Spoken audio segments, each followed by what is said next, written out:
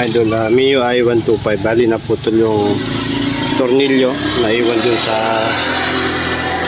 crankcase, yung piraso na may thread. Ngayon bubunutin natin yan at talagyan natin ng panibagong thread. Medyo malalim siya, kaya kailangan natin na pagtiyagaan to na matanggal. Tapos ito, magpabili na tayo ng mga bagong talim para sigurado na hindi siya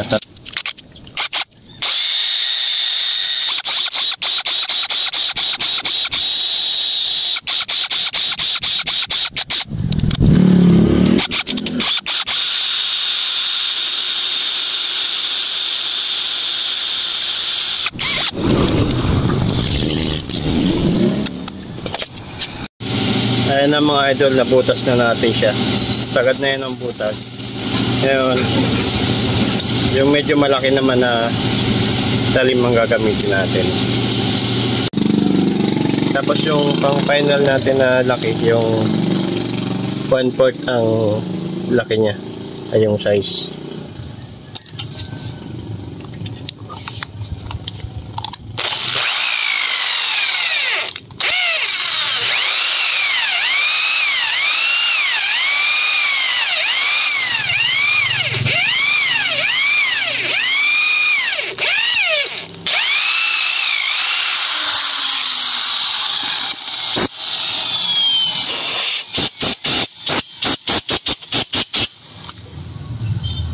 Ngayon mga idol,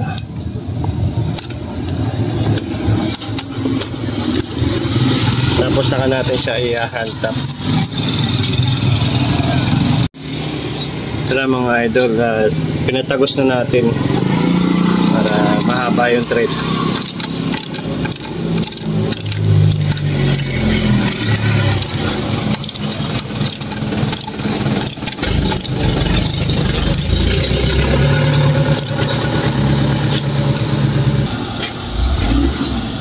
Ayan mga idol, diretso yan.